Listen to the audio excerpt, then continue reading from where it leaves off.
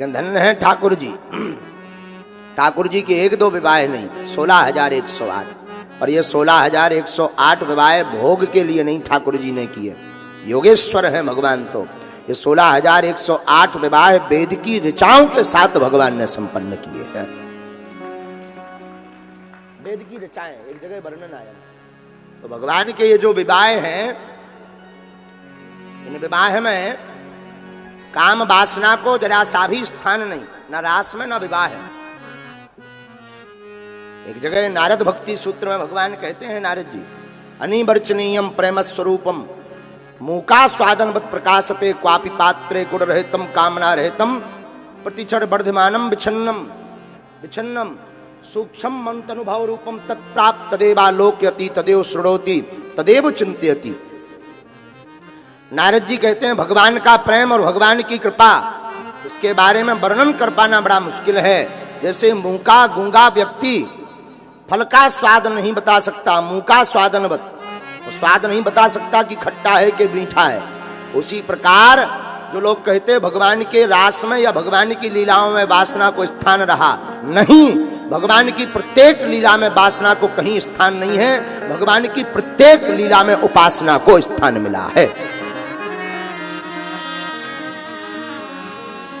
उपासना पूर्ण भगवान की प्रत्येक लीला रही। बोलो सीताराम। वृंदावन बिहारी लाल की, सन्यासी बाबा की।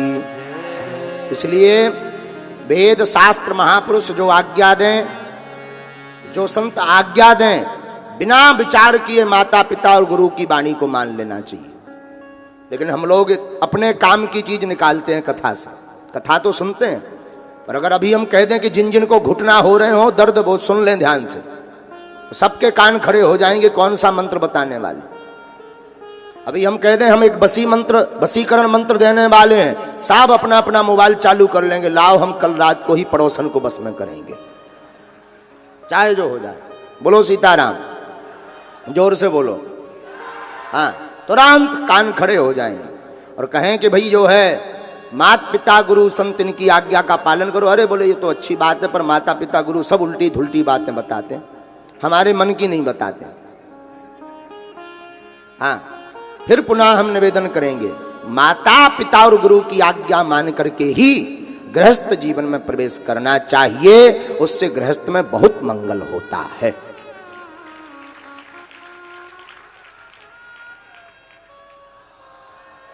इसलिए कथा में आकर के बड़े सावधान पूर्वक सुनना चाहिए। कई लोग आते हैं तो कथा में आते ही मोबाइल चलाने लगेंगे। कई लोग कथा में आते ही, फिर देखो तुम, इतनी ध्यान आती है नींद की, पूछो ही मत। इतनी गहरी नींद आती है कि आंखें लगती हैं मानो 8-10 दिन अब सोकर ही नहीं उठेंगे। हरियाणा में एक बार हमारी कथा हो रही थी, तो जो हमारा यजमान कथा सुन रहा था, वो कथा में आवे और डुब पुड़ जाए, टिक जावे और सो जावे, खूब सोवे। 3-4 दिन तो हम झेलते रहे। 5वें दिन दिमाग खराब हो गया। हमने कहा भाई हो गई तुम्हारी कथा, तुम कथा में आते ही सो जाते हो, क्या मतलब हुआ? बोला गुरुजी आपकी कथा अगर 7 दिन की जगह 28 दिन की होती हो तो कर दो। हमने कहा क्यों? बोले दक्षिणा डबल ले लो।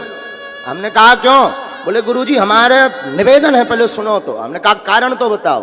बोले पूरी जिंदगी हम नींद की गोली खाते रहे, आज तक नींद नहीं आई, पर धन्य है आपकी कथा, ऐसी नींद आती है कि सब भूल जाते हैं।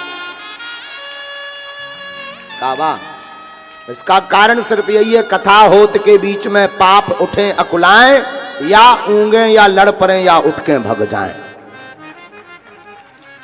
तो कथा के बीच में पाप अकुलाते हैं, और पाप अकुलाते हैं तो या तो नींद आएगी, या बगल वाले को चाटी लोगे, या फिर बगल वाले के बाल तानोगे, या भग लोगे। बोलो सीताराम। इसलिए कथा में सावधानी पूर्वक कथा सुननी चाहिए। एक बार ऐसे ही एक मास्टर पढ़ा रहे थे, हमारे टिल्लू गुरु, दिल्ली वाले टिल्लू गुरु, दिल्ली में रहते हैं रोहिणी में, टिल्लू गुरु। तो वो विद्यार्थियों को पढ़ा रहे थे। तो उन्होंने कहा कि जो है दिल्ली में कुतुब मीनार है। उन्होंने पढ़ाया दिल्ली में कुतुब मीनार है। एक पढ़ने वाला विद्यार्थी जिसका नाम था मंगीलाल, वो आकर के वो विद्यालय में सो जाता था कक्षा में। जब शिक्षक ने उठाया, हे भाई उठ, हमने क्या पढ़ाया बताओ। उसने थोड़ा थोड़ा तो सुना था पर ठीक से नहीं सुना था क्योंकि सो रहा था। बोले बताओ हमने क्या पढ़ाया? बोले गुरुजी आपने अभी पढ़ाया कि दिल्ली में कुत्ता बीमार है। हाँ, इन्होंने तो पढ़ाया कि दिल्ली में कुतुब मीनार है, पर इन्होंने पढ़ा कि दिल्ली में कुत्ता बीमार है।